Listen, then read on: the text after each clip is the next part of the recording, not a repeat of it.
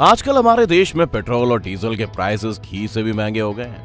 यही हाल रहा तो एक दिन ऐसा भी आएगा जब पेट्रोल और डीजल के लिए भी हमें लोन लेना पड़ेगा।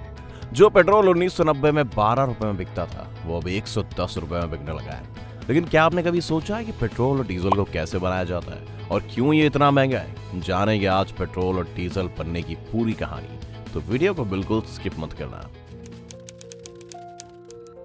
दोस्तों, वीडियो में पेट्रोल और डीजल निकालने का जो प्रोसेस आप देखेंगे उससे आपको पता लग सकता है कि इन्हें बनाना काफी आसान है, लेकिन जो दिखता है वो अक्सर सच नहीं होता। इनकी मैन्युफैक्चरिंग यानी कि इन्हें बनाने की प्रोसेस की वजह से भी पेट्रोल और डीजल इतने महंगे होते जा रहे हैं, क्योंकि इस प्रोसेस में अरबों रुपए खर्च होते हैं। ऐसा नहीं है कि पेट्रोल कंपनियां पेट्रोल और डीजल को सीधे जमीन से पंप करके निकाल लेती हैं और पेट्रोल पंप पर पहुंचा देती हैं, बल्कि उन्हें तो इस काम में बहुत मेहनत करनी पड़ती है। दरअसल पेट्रोल या डीजल हमें जमीन के भीतर से एक काले और गाढ़े तरल पदार्थ के रूप में मिलता है, जिसे पेट्रोलियम कहा जाता है, और ये दोनों ही फ्यूल इसी पेट्रोलियम से बनते हैं। पेट्रोलियम एक लैटिन शब्द है जिसका मतलब है चट्टानों से मिलने वाला तेल, जो कि जमीन के अंदर पाया जाता है। वैसे इस पेट्रोलियम के बनने की भी अपनी इंटरेस्टिंग कहानी है। आज से हजारों लाखों साल पहले जब इस धरती पर समय समय पर कई बार विनाशकारी आपदाएं आई, तब धरती पर रहने वाले जानवर और पेड़ पौधे जमीन की गहराई में दब गए, और हजारों सालों तक दबे रहने के बाद जब ये पूरी तरह से डिकम्पोज हो गए तब ये पेट्रोलियम में कन्वर्ट हो गए। हजारों सालों तक दबे रहने के चलते ये प्रेशर और हीट की वजह से लिक्विड में बदल गए, और इनमें से बहुत सारे ऐसे सोर्सेज समुद्र के अंदर या फिर जमीन के नीचे अभी भी दबे हुए हैं। जब इंसान ने पेट्रोलियम और उसकी क्वालिटीज को जान लिया तो कई बड़े बड़े कुओं से ड्रिलिंग करके इस पेट्रोलियम को निकालना शुरू कर दिया। इस पेट्रोलियम में कच्चा तेल यानी कि क्रूड ऑयल होता है। इस क्रूड ऑयल में पेट्रोल, नेफ्था, केरोसिन, डीजल और मोम जैसी चीजें होती हैं। एक बार जब इसे निकाल लिया जाता है तो इस कच्चे तेल को कारखाने में ले जाया जाता है। इस कारखाने को रिफाइनरी कहा जाता है। लेकिन क्या आप जानते हैं कि कच्चा तेल हर जगह नहीं पाया जाता है, और दुनिया में कुछ ही जगहें हैं जहां ये तेल मिलता है।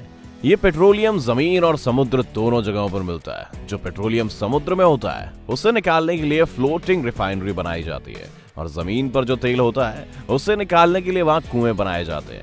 ये प्रोसेस सुनने में जितना आसान लगता है उतना होता नहीं है। समुद्र हो या फिर जमीन, असली वक्त लगता है तेल के सोर्स को ढूंढने में।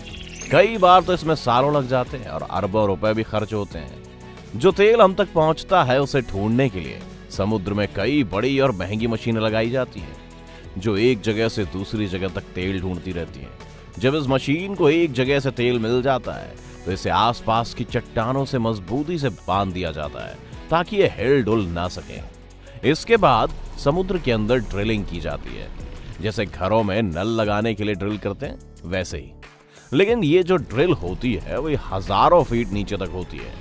जैसे ही एक बार इस ड्रिल से तेल मिलता है तो उसे पाइप की मदद से इस तैरती हुई रिफाइनरी तक पहुंचा दिया जाता है। जमीन पर ड्रिलिंग का काम भी कुछ इसी तरह होता है। एक बार जब तेल को निकाल लिया जाता है तो इन्हें रिफाइनरी में ले जाया जाता है। इन रिफाइनरी में इस कच्चे तेल को बड़े बड़े सिलेंड्रिकल बर्तनों में डालकर गर्म किया जाता है। फिर अलग अलग टेम्परेचर पर कच्चे तेल में मौजूद चीजें अलग अलग पाइपों की मदद से निकाल ली जाती है। अब ये होता कैसे? असल में हमें पेट्रोल और डीजल पेट्रोलियम के अलग अलग टेम्परेचर पर मिलते हैं, इसीलिए इसे अलग अलग टेम्परेचर पर गर्म किया जाता है। आपको ये तो पता ही होगा कि हर तेल का अलग अलग बॉइलिंग पॉइंट होता है, और पानी का 100 डिग्री सेल्सियस। ऐसे ही कच्चे तेल का भी बॉइलिंग पॉइंट होता है, लेकिन इसे अलग अलग टेम्परेचर पर उबाला जाता है, क्योंकि इस कच्चे तेल में केरोसिन ऑयल और पेट्रोल डीजल होते हैं, जो अलग अलग टेम्परेचर पर ही मिलते हैं। जैसे जैसे हम पेट्रोलियम को उबालते हैं ये कच्चा तेल भाप बनने लगता है। इसे ऐसे समझिए कि डीजल को पाने के लिए 260 डिग्री तक कच्चे तेल को उबालना पड़ता है, और 40 डिग्री पर हमें पेट्रोल मिलता है। वहीं 160 डिग्री पर केरोसिन ऑयल मिलता है। इसी तरह एक कॉम्प्लेक्स प्रोसेस से पेट्रोल, डीजल और केरोसिन ऑयल जैसी चीजें हमें मिल जाती हैं। दोस्तों, अब आप समझ गए होंगे कि पेट्रोल किस तरह बनता है। एक बार जब हमें पेट्रोल और डीजल मिल जाता है तो इसकी टेस्टिंग होती है कि कितने ऑक्टेन का पेट्रोल मिला है। जितना ज्यादा ऑक्टेन उतना ज्यादा महंगा और अच्छा तेल माना जाता है। इसके बाद इसे टैंकर्स में भरकर ट्रांसपोर्ट किया जाता है। इस पूरे प्रोसेस में बहुत सारा इन्वेस्टमेंट होता है। इंडियन ऑयल और रिलायंस जैसी कंपनियां इंडिया में पेट्रोल और डीजल के लिए अरबों रुपए इन्वेस्ट करती हैं, तब कहीं जाकर पेट्रोल से हमारी गाड़ी चलती है। पेट्रोल बनने का प्रोसेस तो आपने जान लिया, तो ये भी बता दें कि इसकी कीमत इतनी ज्यादा क्यों होती है। पहला रीजन तो आपको अपने आप समझ आ गया होगा, जो कि है इसे निकालने का बेहद खर्चीला प्रोसेस। पेट्रोल और डीजल को निकालने के इस प्रोसेस को डिस्टिलेशन कहते हैं। इसी प्रोसेस की वजह से इनकी कीमत भी अलग अलग होती है। अब जिन देशों के पास अपने ऑयल रिजर्व होते हैं वहां ये तेल सस्ते पड़ते हैं, वहीं जिन देशों के पास ये रिजर्व नहीं होते जैसे कि इंडिया, वहां पर इनकी रिफाइनरी और डिस्टिलेशन का खर्चा बढ़ जाता है। जैसे कि वो रिफाइनरी जो समुद्र में ही पेट्रोलियम से डीजल और पेट्रोल बना लेती है, वो ज्यादा नहीं है। ज्यादातर समुद्र में सिर्फ कच्चा तेल निकालने की ड्रिल मशीनें होती हैं। एक बार जब इस तेल को निकाल लिया जाता है तो इसे बड़ी बड़ी रिफाइनरी में ले जाया जाता है। आज दुनिया भर में पेट्रोल और डीजल की कीमतें अलग अलग हैं, क्योंकि मैन्युफैक्चरिंग के साथ साथ गवर्नमेंट इस पर टैक्स भी खूब लगाती है। अपने इंडिया में स्टेट और सेंट्रल गवर्नमेंट मिलकर 60% से ज्यादा टैक्स लगाती है। इसके अलावा भी पेट्रोल और डीजल की कीमत हमेशा बढ़ती रहेगी। ऐसा इसलिए है क्योंकि पेट्रोल नॉन रिन्यूएबल सोर्स है, यानी कि एक बार ये खत्म हो गए तो फिर इसे दोबारा इस्तेमाल नहीं किया जा सकता। इसीलिए जैसे जैसे इनका यूज बढ़ता जा रहा है वैसे वैसे इनके प्राइसेस भी बढ़ते जा रहे हैं, क्योंकि ये धीरे धीरे खत्म हो रहे हैं। एक्सपर्ट्स कहते हैं कि जितनी स्पीड से हम इन्हें यूज कर रहे हैं, उस स्पीड में दुनिया से 40 से 50 सालों तक तेल खत्म हो जाएगा। हमारी रोजमर्रा की जिंदगी में कहीं ना कहीं ये दोनों ही फ्यूल अपना अपना रोल प्ले करते हैं। किसानों को ट्रैक्टर से लेकर 5 स्टार होटलों के जनरेटर तक डीजल मांगते हैं। कुल मिलाकर पेट्रोल और डीजल आपके पीछे और आप पेट्रोल और डीजल के पीछे हमेशा रहते हैं। इसीलिए इस पूरे टाइम को ऑयल एज कहा जाता है। और आज के टाइम में ईरान, कुवैत और सऊदी अरब जैसे देश इसीलिए इतने अमीर हैं, क्योंकि दुनिया में सबसे ज्यादा ऑयल रिसोर्स इन्हीं के पास है और इनकी पूरी इकोनॉमी इसी पर डिपेंड करती है। और इन देशों का एक संगठन है जिसे ओपेक कहा जाता है, वही मिलकर तेलों की कीमतें भी तय करता है। एक तरह से तेल कीमतों पर इनकी मनमानी चलती है। आज भले ही सोलर एनर्जी और इलेक्ट्रिक एनर्जी जैसी टेक्नोलॉजी आ गई हो, लेकिन इनके भी प्रोडक्शन में कहीं ना कहीं इन दोनों फ्यूल्स का इस्तेमाल शामिल है। इससे आप ये भी समझ गए होंगे कि अरब के देश जिनके पास खूब सारा तेल है वो इतने अमीर क्यों हैं।